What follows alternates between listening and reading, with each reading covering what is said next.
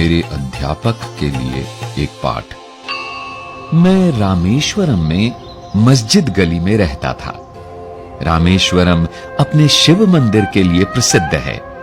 रोज शाम को मस्जिद से घर लौटते हुए मैं मंदिर के पास रुकता। यहां मुझे कुछ अजीब सा महसूस होता था, क्योंकि मंदिर जाने वाले लोग मुझे शक की निगाह से देखते थे। शायद वे हैरान होते थे कि एक मुसलमान लड़का मंदिर के सामने क्या कर रहा है। सच्चाई ये थी कि मुझे मंत्रों का लयबद्ध पाठ सुनना अच्छा लगता था। मुझे उनका एक भी शब्द समझ नहीं आता था, लेकिन उनमें एक अजीब सा जादू था। और दूसरा कारण था मेरा दोस्त रामनाथ शास्त्री। वो मुख्य पुरोहित का बेटा था। शाम के समय वो अपने पिता के साथ बैठकर स्तोत्रों का पाठ करता था।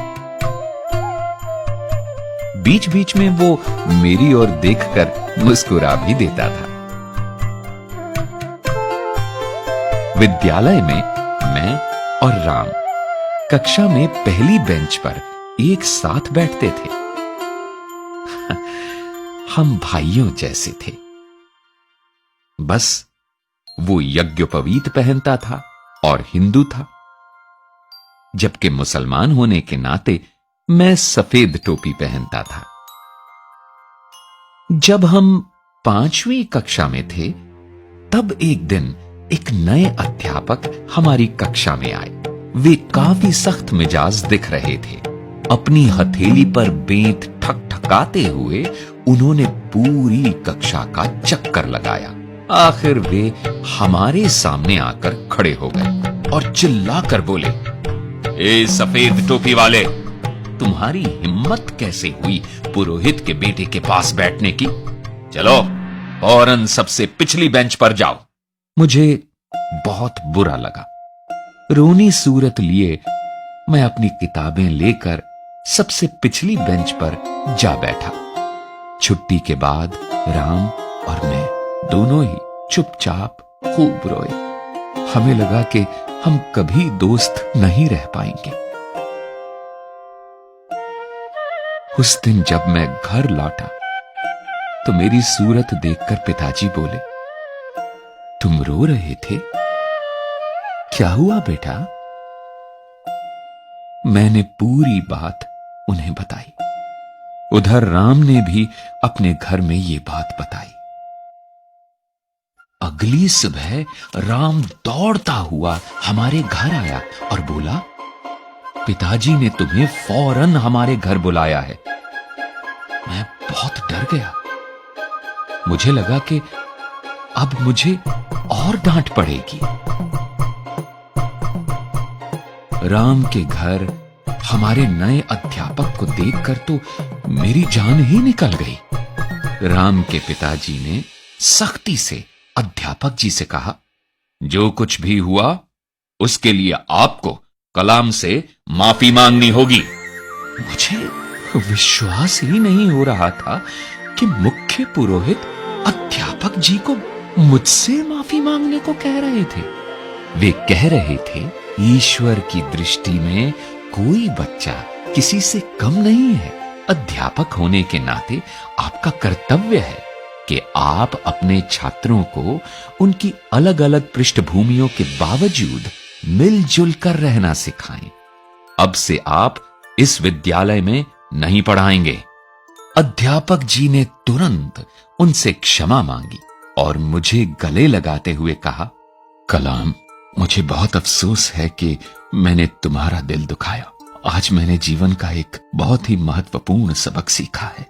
राम के पिताजी ने जब देखा कि अध्यापक जी को सचमुच अपने किए पर खेद है, तो उन्होंने उन्हें विद्यालय में पढ़ाना जारी रखने को कहा।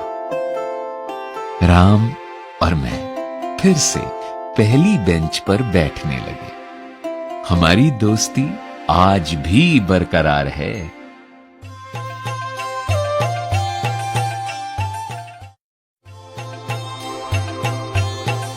मैं प्रथम आया। दूसरा विश्व युद्ध बस खत्म ही हुआ था और भारत उत्सुकता से अपनी आजादी का इंतजार कर रहा था। रेडियो पर अक्सर सुनाई देता था कि गांधी जी ने घोषणा की है, भारतवासी अपने भारत का निर्माण खुद करेंगे। देश अभूतपूर्व आशा से भरा था। मैं मन ही मन अपने देश के लिए कुछ करना चाहता था। इसके लिए किसी अच्छे विद्यालय में पढ़ना जरूरी था, लेकिन मैं अपने माता पिता से यह बात कहने का साहस नहीं जुटा पाता था, क्योंकि मैं जानता था कि वे मुझे अच्छे विद्यालय में नहीं पढ़ा पाएंगे। एक दिन मुझे अचरज में डालते हुए मेरे पिताजी ने मुझसे कहा, अब्दुल, मैं जानता हूं कि तुम्हारे मन में आगे पढ़ने की कितनी इच्छा है। हम अनपढ़ लोग हैं, लेकिन मैंने और तुम्हारी मां ने तुम्हें लेकर बहुत ऊंचे सपने देखे हैं। तुम फिक्र मत करो, जैसे भी हो हम पैसों का इंतजाम करेंगे ताकि तुम अच्छे विद्यालय में पढ़ सको। रामेश्वरम से दूर समुद्र पार चहल पहल भरे रामनाथपुरम शहर में था द श्वार्ट्ज स्कूल। मेरे भैया मुझे वहां ले गए और मेरा दाखिला करवा दिया। वो बहुत अच्छा विद्यालय था। उन दिनों आजकल की तरह बिजली के पंखे नहीं होते थे। मौसम गर्म और उमस भरा होता तो छात्रों को पेड़ों के नीचे बैठाकर पढ़ाया जाता। दूसरे विषय की कक्षा में जाने का मतलब होता था दौड़कर दूसरे पेड़ के नीचे जाना। एक दिन मैं जल्दी में गलत कक्षा में चला गया। वहां हमारे गणित के अध्यापक पढ़ा रहे थे। वे चश्मे में से मुझे घूरते हुए बोले, अगर तुम सही कक्षा नहीं ढूंढ सकते तो तुम इस विद्यालय में क्या कर रहे हो? तुम्हें तो अपने गांव लौट जाना चाहिए जहां से तुम आए हो। फिर उन्होंने मेरी गर्दन पकड़ी और पूरी कक्षा के सामने मुझे बेंत लगाई। मेरा दिल टूट गया। मुझे इस विद्यालय में भेजने के लिए मेरे परिवार ने बहुत त्याग किया था। कभी कभी मुझे घर की बहुत याद आती थी, लेकिन मैंने ठान लिया था कि मैं अपने परिवार का नाम जरूर रोशन करूंगा। उस दिन मैंने निश्चय कर लिया कि मैं सिर्फ अच्छा छात्र ही नहीं बनूंगा, बल्कि सबसे अच्छा छात्र बनूंगा। मैं दिन रात पढ़ाई में जुट गया। कुछ महीनों बाद जब परीक्षा का परिणाम आया तो मुझे गणित में पूरे अंक मिले थे। मैं उत्साह से भर उठा। अगली सुबह प्रार्थना के बाद मुझे दंडित करने वाले गणित के अध्यापक जी खड़े हुए और मुस्कुराकर बोले, मैं जिसे भी बेंत लगाता हूं वह महान बन जाता है। उनकी बात सुनकर सब लोग हंसने लगे। फिर अध्यापक जी ने पूरी बात बताई और मेरी ओर इशारा करते हुए बोले, मेरी बात याद रखना, एक दिन ये लड़का इस विद्यालय और अध्यापकों का मान जरूर बढ़ाएगा। अध्यापक जी की बात सुनकर मैं पहले हुए अपने अपमान की कड़वाहट भूल गया।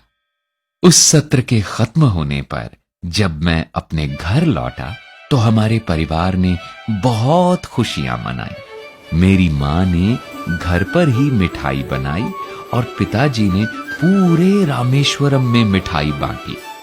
और उस दिन मुझे लगा कि मैं भी किसी लायक हूं। लेकिन अभी बहुत कुछ पाना बाकी था।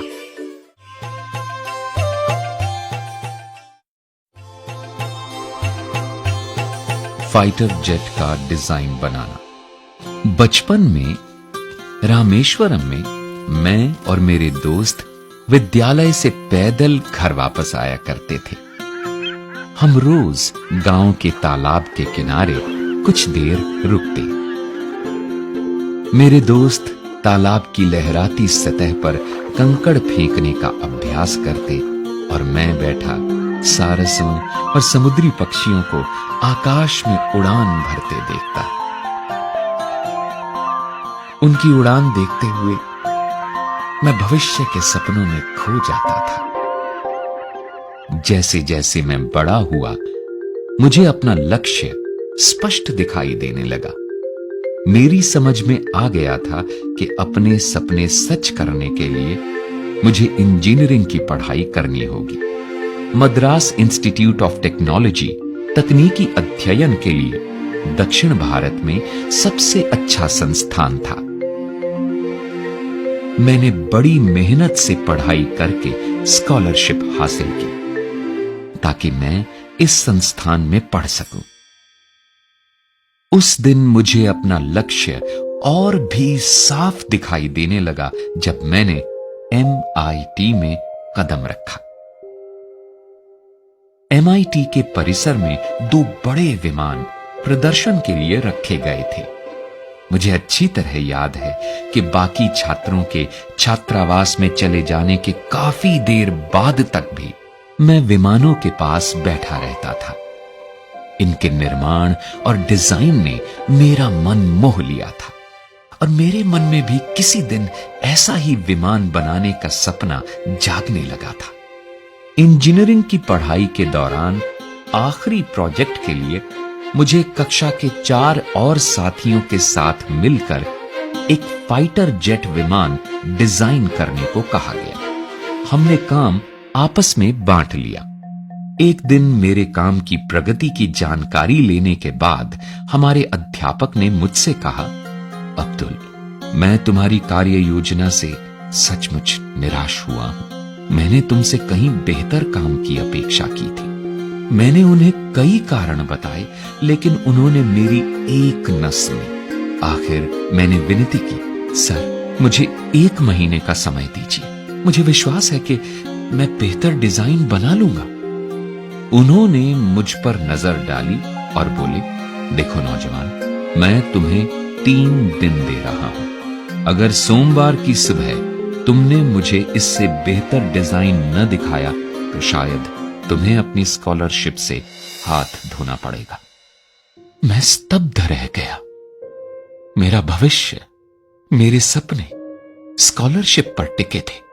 उसके बिना मैं कुछ नहीं कर पाता। मेरे पास डट कर काम करने के अलावा कोई चारा नहीं था। उस रात मैंने पलक तक नहीं झपकाई। अगली सुबह बस घंटे भर आराम किया, जरा सा कुछ मुंह में डाला और फिर काम में जुट गया। रविवार की सुबह मैं काम खत्म कर ही रहा था कि अचानक मुझे लगा जैसे मेरे पीछे कोई खड़ा है। मुड़कर देखा तो पाया मेरे अध्यापक मेरी ड्राइंग को बड़े ध्यान से देख रहे थे। मेरे काम को अच्छी तरह जांचने के बाद उन्होंने मेरी पीठ थपथपाई और बोले, मैं जानता था कि काम पूरा करने के लिए बहुत कम समय देकर मैंने तुम पर दबाव डाला, लेकिन मैंने कभी उम्मीद नहीं की थी कि तुम इतना बढ़िया काम कर दिखाओगे। अध्यापक जी की बात सुनकर मुझे इतनी राहत और खुशी मिली कि मैं भूल ही गया था कि पिछले 3 दिनों में मैं खाना सोना सब भुलाकर काम में जुटा रहा था। न सिर्फ मेरी स्कॉलरशिप जारी रही, बल्कि मद्रास इंस्टीट्यूट ऑफ टेक्नोलॉजी की परीक्षा भी मैंने बहुत अच्छे अंकों से पास की। मैं विमान का डिजाइन बनाने का अपना लक्ष्य पाने में सफल रहा था और अब विमान उड़ाने के अपने सपने के भी बहुत करीब आ गया था। मैं सोचकर ही उल्लास से भर उठता था कि बचपन में देखे समुद्री पक्षियों की तरह मैं भी जल्द ही आकाश में उड़ान भर पाऊंगा।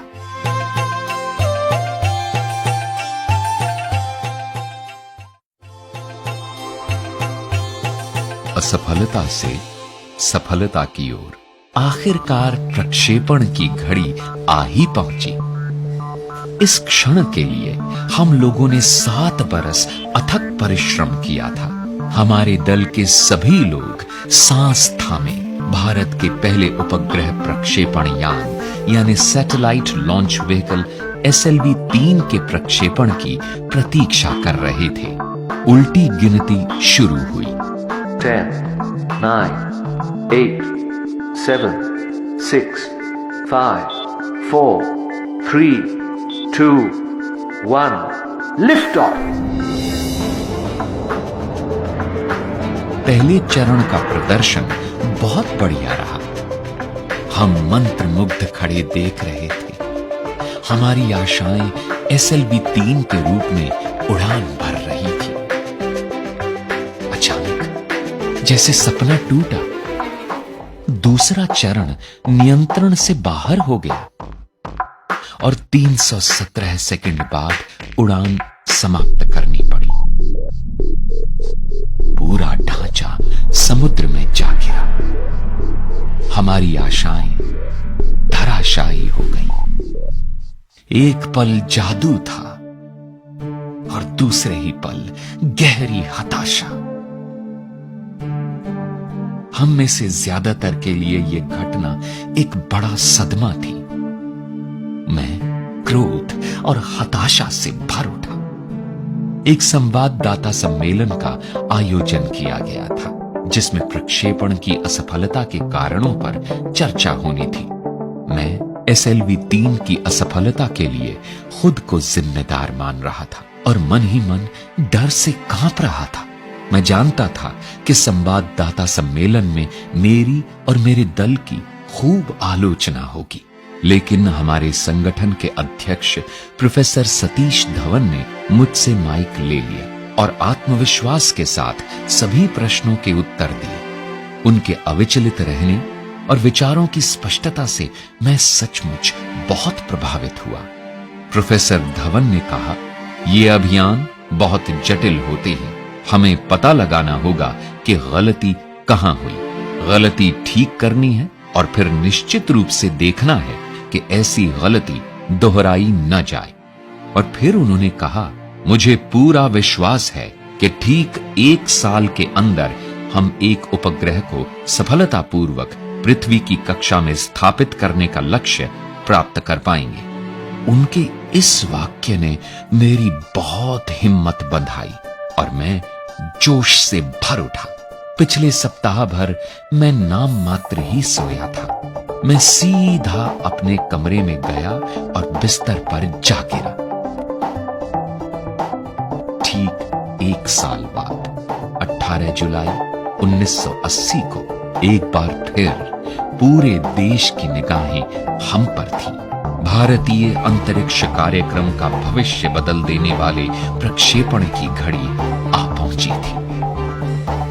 तड़के ही SLV-3 ने उड़ान भरी। उपग्रह कक्षा में सफलतापूर्वक स्थापित हो चुका था और तब मैंने अपने जीवन के सबसे महत्वपूर्ण शब्द बोले। Mission director calling all stations. सभी चरण सफलतापूर्वक पूरे कर लिए गए हैं और उपग्रह रोहिणी अब अपने ग्रह पथ में है। चारों ओर से उल्लास भरी आवाजें उठने लगी। जब मैं इमारत से बाहर निकला तो मेरे सहकर्मियों ने मुझे कंधों पर उठा लिया और जुलूस बनाकर प्रक्षेपण स्थल की ओर ले चले। वो मेरे जीवन का सबसे गर्व भरा और सबसे सुखद क्षण था। मुझे अपने दल पर बहुत गर्व हुआ। पूरा देश उत्साह से भर उठा। भारत उपग्रह प्रक्षेपित करने की क्षमता से संपन्न देशों के छोटे से समूह में शामिल हो गया था। हर अखबार के पहले पृष्ठ पर उपग्रह के सफल प्रक्षेपण की खबर थी। एक बार फिर संवाददाता सम्मेलन हुआ। मैंने प्रोफेसर धवन से अनुरोध किया कि संवाददाता सम्मेलन वे ही संबोधित करें, लेकिन इस बार उन्होंने माइक मेरी ओर करके मुझे ही प्रश्नों के उत्तर देने दिए। उन्हें पता था कि इस परियोजना पर मैंने कितना श्रम किया है और उन्हें लगा कि प्रश्नों के उत्तर मुझे ही देने चाहिए। उस दिन मैंने सीखा कि दल का नेता अपने दल का मार्गदर्शन कैसे करता है। वो असफलता का दोष खुद लेकर सफलता का श्रेय अपने दल को देता है। मैंने मन ही मन सोचा कि काश किसी दिन मैं भी ऐसे ही अपने दल को प्रोत्साहित कर पाऊं।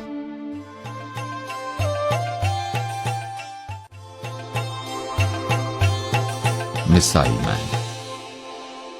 अखबारों में अग्नि मिसाइल की बार बार असफलता और उसके परीक्षण में हो रही देरी की काफी चर्चा थी। अंतरिक्ष विज्ञान के क्षेत्र में ऐसी देरियां होती ही रहती हैं, लेकिन देश ये बात समझने को तैयार नहीं था। अपनी समस्याएं हमें खुद ही सुलझानी थी। लोग अपने अपने ढंग से देरी का मतलब निकाल रहे थे। अमूल के एक विज्ञापन में तो हंसी हंसी में यहां तक सुझाव दे डाला गया कि अग्नि को चलाने के लिए उन्हें अमूल मक्खन का इस्तेमाल ईंधन के तौर पर करना चाहिए। परीक्षण में देर होने के कारण अखबार हाथ धोकर हमारे पीछे पड़े थे और बार बार की असफलता से मेरे दल का मनोबल टूट चुका था। मुझे वे अनेक अवसर याद आए जब हमारे दल के नेताओं ने हमारा मनोबल बढ़ाया था। मैंने सोचा कि क्यों ना मैं भी ऐसा ही कुछ करूं। मैंने एक सभा आयोजित करके अपने दल के 2000 सदस्यों को संबोधित किया। हमें एक महान अवसर दिया गया है। सभी बड़े अवसरों के साथ बड़ी चुनौतियां भी जुड़ी होती हैं। हम हिम्मत नहीं हार सकते। हमारे देश को हमसे कम इतना तो मिलना ही चाहिए। मैं बात खत्म कर ही रहा था कि अनायास मेरे मुंह से निकला, मैं वादा करता हूं कि अगले परीक्षण में अग्नि का प्रक्षेपण सफल रहेगा। मेरा दल अचानक ऊर्जा से भर उठा। नए जोश से भरकर मेरे दल ने जबरदस्त इच्छा शक्ति दिखाते हुए बड़ी लगन से काम किया।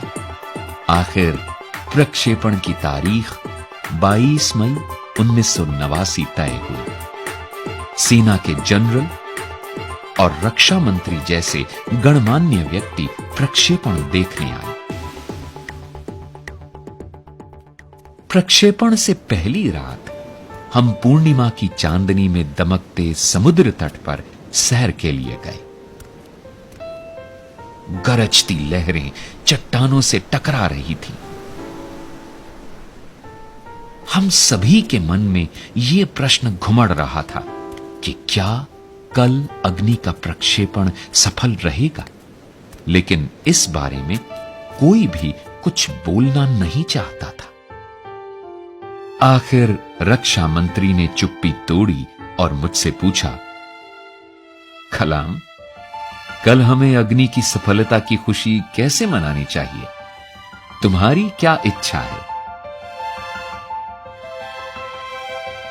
प्रश्न सरल था, लेकिन मैं तुरंत उसका उत्तर नहीं दे पाया।